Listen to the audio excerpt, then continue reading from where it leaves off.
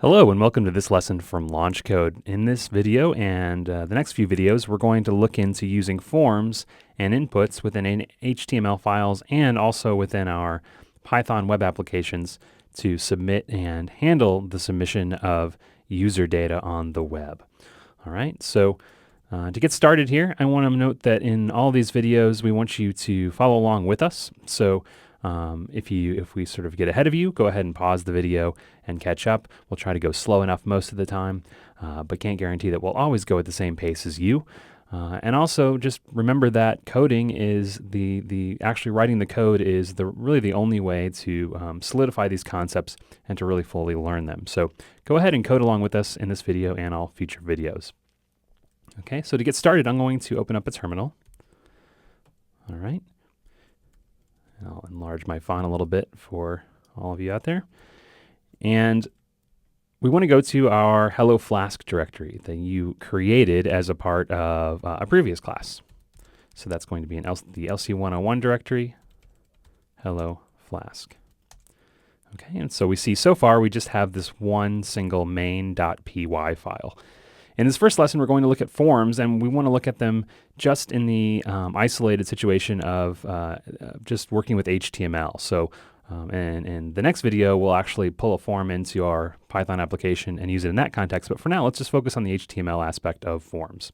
So I want to create a new file.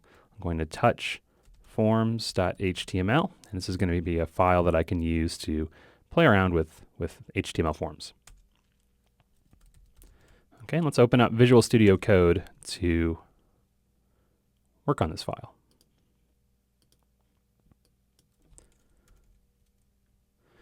Okay, so in this HTML, let's go ahead and edit and add our minimum HTML here. So we need a doc type. We need HTML tags. And we definitely need a body. I'm not going to put anything in the head just yet, so I don't need to actually add it. All right, so we have a minimum HTML file here. Let's go ahead and write our first form. So a form is written with the tag form. Simple enough, right? However, there are a lot of ways to customize this particular form element as well as the elements within the form element. And so that's what we're going to focus a lot of our time and energy on for this set of prep work.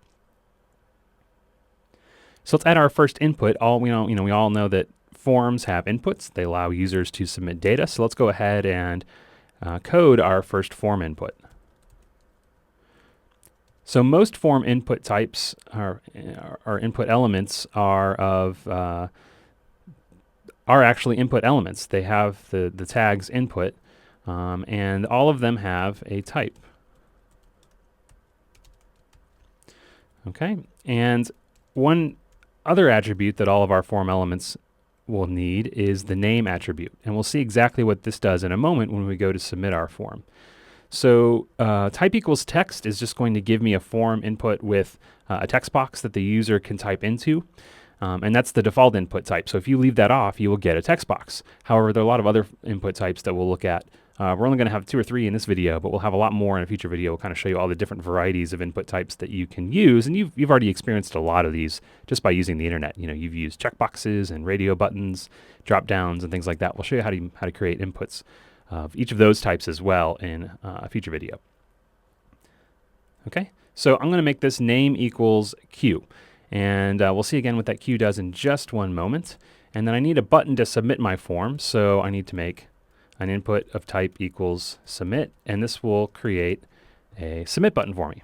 Okay, so let me go ahead and save that, and let's just go ahead and render our form. So to do that, let's see, I'm going to just go to my Finder, and I need to navigate to the place where I stored this file and open it up in the browser. And we see that we have a text box here that you can click into and type into, and we have a submit button that ostensibly will submit our form somewhere. And so that's kind of our next step, is to kind of talk about the how and where of our form being submitted. So let's bounce back to our HTML page. So we've talked about the web and HTTP requests and how our browser will make requests to a server to retrieve information like HTML, images, and so on. When we write forms, we're actually writing an interface for individuals to type in or otherwise configure and submit data to a server based on a selection of data that we as the developers want to get from those users. Okay, and so we can configure where that form will be submitted, where that form request and that form data will be sent. And we can do that in the form tag itself. And there are two particular attributes for the form tag that we'll work with that will help us configure precisely where and how our forms are submitted. The first is the action attribute. So let's add an action to our form tag. And the action is the where of form submission. It's the server, the specific URL that our request will be sent to when we submit our form, or when the user submits our form. And so for this particular form, let's make our action https://duckduckgo.com. And in general, we'll be writing forms that will submit to our own applications, right? That's kind of what makes the web useful. For this one, though, since we're just working on looking at forms and how they work on the front end, I want to show you how to just create a form that submits somewhere. Let's submit somewhere that will that already exists on the internet that will accept our requests. DuckDuckGo is a search engine that will accept our requests, and in particular, we'll see in a second that it accepts query requests with a search term named Q. All right, the second form attribute that we can configure that determines how the form will be submitted is the method. And I can do this by saying method equals get or post. And these get and post attributes our values for the attributes are going to specify which HTTP method our form will use when the user submits it. Is it going to be submitted via a GET request or via a POST request? We know that these are two different types of HTTP requests. We'll talk about and learn about in detail the differences between these in some reading that you'll do, and then some follow-up questions and throughout the lesson, of course. But GET and POST are two different request types that can be used for submitting form data. They each have their advantages and disadvantages in different situations. For this one, we want to submit our form via a GET request. And just as a side note, I can leave either or both of these attributes off of a form tag. The defaults are, if I leave the method off, the default method will be get. And if I leave the action off, the default action will be the same URL at which the form was displayed. In other words, the URL that the user had to go to in order to see our form. That will be the default action. Okay, so let's go ahead and save. Now, if we were to go refresh, we wouldn't really actually see anything visible. This was just kind of some behind the scenes configuration, so there's no need to do that now. One thing I do want to do before we go and try this out is to make my form a little bit more usable. And so if we just look at our form now, we know what we're trying to do with this form, right? But if you were to share this form with a friend or put it up online, this text box and what it's to be used for is ambiguous. It's just an empty text box with a button, and there's no context or information or anything about this that would inform the user what this form is supposed to do or what they're supposed to be entering into this text box. So let's fix that by adding a label. There is a tag, an HTML tag called label that we can use for just this purpose. So I can use label, and within it, let me put the visual label that I want displayed next to that input, search term. Okay, so if I go back here and refresh, and that's very helpful. Now I have a label next to my text box. It's not as useful as it can be, though. There's another usability aspect of labels that we can configure that will make our label and input pairing even more powerful. Let's go back to our form code. I can say that the label is for a specific HTML input element. And so I use that for attribute to do that specifically. The for attribute, the value of that for attribute is going to be the ID of the input that we want it to be tied to, or that it's for. So I need to give my input an ID.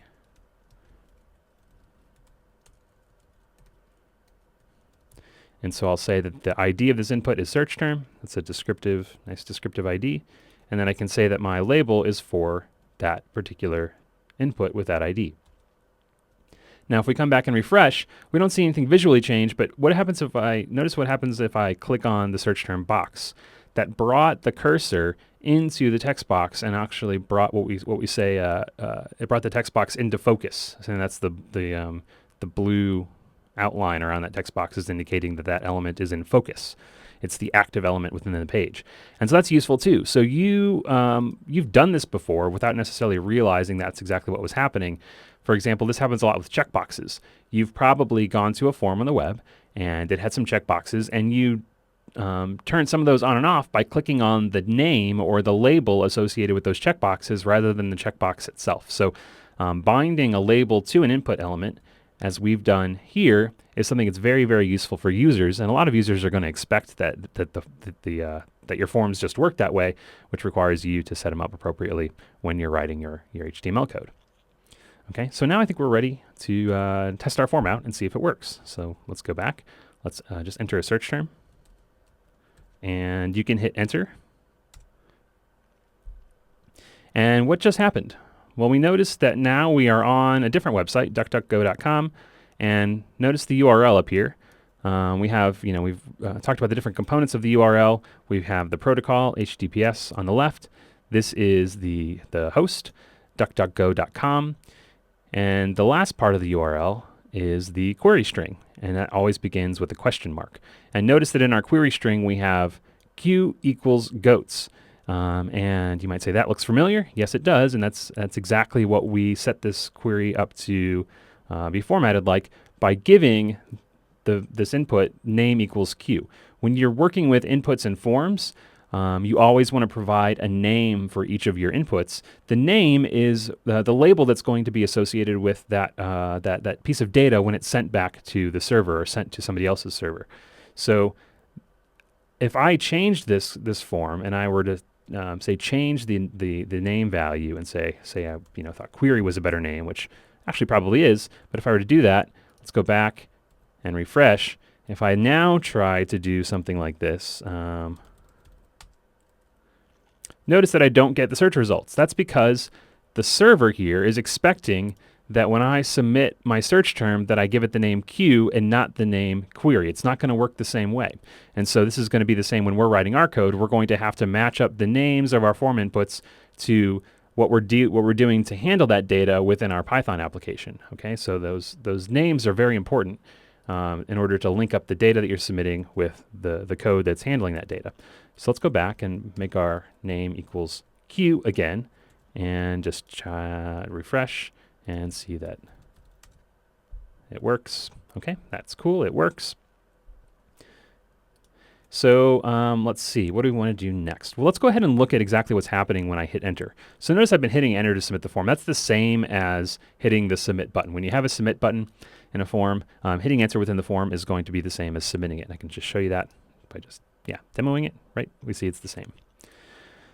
Okay, so now I want to go ahead and look inside the browser a little bit and show you what's happening when we submit this form. So I'm going to open up my browser developer tools.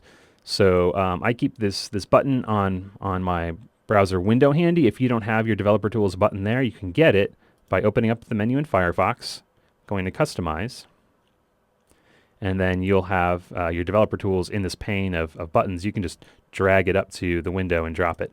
Mine's already up there though, so it's not displaying in the right-hand side. But that's an easy way to keep your developer tools right at your fingertips. So I'm going to open up my developer tools and hit the toggle tools button, and that will bring up this window down at the bottom. If you're not on this tab, go to the network tab. And if you don't see the network tab, you can get it by going to options and toggling on and off these different tabs from the left-hand side. Oops, let's try that again. Okay, there we go. So we're on the network tab, and make sure that you have all selected right there, okay? And then just go up and type in a term and hit enter and see what happens. And we see a lot of stuff happening, a lot of activity down here. This network tab is going to show you the requests that your browser is making to various servers on the internet. And there's a lot of information in here that can help us see what's going on within the code we write or the code we use, as well as help us learn about HTTP and the web. And so if I scroll to the top of this pane, notice that just that one simple request, just a simple web search, resulted in a lot of different web requests, right? I encourage you to go through and look at each of these. We see there's lots of different images, and there's some icon files, some CSS and JavaScript, lots of stuff. Those are all separate HTTP requests that are triggered by our first HTTP request. Okay, so our first HTTP request is the one at the top. So let's go ahead and look at that. If you click on that row, you'll get some additional information on the right. And let me kind of blow this up a little bit. And what do I see on the right? Well, I can see actually the guts of the HTTP request and response in this right-hand pane. And there's a lot of information here. So we see that the request URL is this right here. That's the same thing that we see up in our browser with this modification that DuckDuckGo seems to have added another query parameter into this request after we submitted it. We see that the request method is get. We see that the remote address was looked up to be this particular IP that was just using DNS, as you've learned about, the mapping between a host name and the IP address of the physical server on the internet. The port there was 443. That's because our request URL had the HTTPS protocol. So recall that HTTPS will submit requests to port 443 by default, and servers will handle requests on port 443 by default for HTTPS and port 80 for just plain HTTP. We see our status code of the response, which is 200. That means that the server was happy with it and was able to fulfill our request, and then we see the HTTP version. All right, there's a lot of other stuff here in the response and request headers. Let's see, you can go to the params tab. And what you see there is you see the parameters that were submitted by our form. So our form had one parameter named Q, and the value that was submitted, the value that the user typed in, us, the user, was in this case Python, and that was sent over to the server and as a request parameter in the form of a query string. So the server would see that Q parameter, it would look for it, it would see that, and it would take the value of that parameter and use it to carry out our search for us. Okay, so we can actually see exactly what's happening with this request via the browser tools, which is pretty cool, I think. All right, so let's go ahead and let's back up. I'm going to close my browser tools. And so those are the basic mechanics of creating a form and submitting a form to a particular place. Just to review, we created a form using the form tag. We were able to customize how that form would be submitted and where by specifying the HTTP method, which is the how. Is it going to be submitted via a GET request or a POST request? And then the action, which is the where. Where should this request be sent when the user submits it? We add an input element that the user could type into. It was type equals text. We gave it a name, which is essential. Always give all of your form inputs names.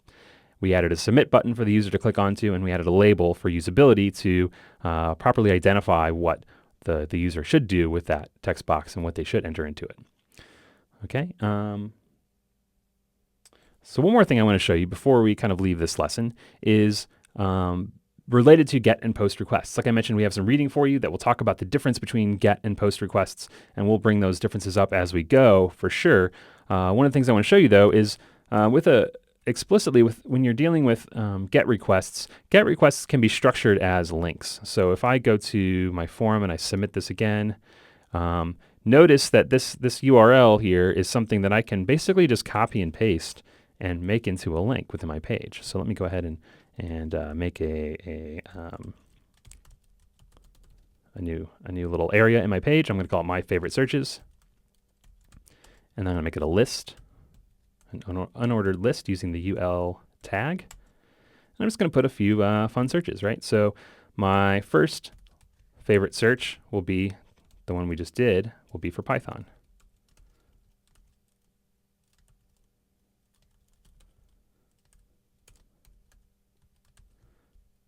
Okay, and let's see. If I want to make another search, I can copy that and modify just the few pieces of it that I need. My second search will be for, I like Python a lot. I also like JavaScript. So let's make this a JavaScript search. And to actually make that a JavaScript search, all I have to do is change the Q equals.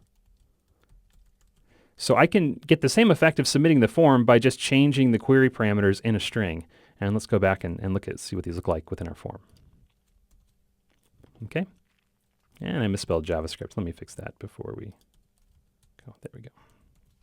All right, so now I see I have this list with links, and these links, you can notice at the bottom left of the screen. I can't point to it because my cursor would go off and it would disappear, but you can see the URL of that link at the bottom left of the screen. And notice that the URL there has the different query parameters associated with it. And by clicking on either of these, I have the same effect as I got by submitting the form. So that's one of the things about GET requests, is that you can, as the programmer, pretty easily build up query strings on your own and submit those. You can also make them available to users. And this has a lot of consequences. One of the nice things about GET requests is that you can make links that are in effect the same as submitting a form with specific parameters. That's a useful thing to do sometimes. And if you want your users to be able to do that, you should use GET requests. If you don't want your users to be able to do that, you will use post. In particular, notice that this is visible. If I hover over this link, the URL that I see at the bottom left, I can see that query parameter. You don't want to build a form that, say, passes sensitive information like a password or a credit card as a query parameter, right? So that's when you would use a post, and the post will hide that information. Okay, so more details about GET versus POST in the reading and in future lessons. And that concludes our first lesson on working with forms. And our next lesson will integrate forms into our Python web applications.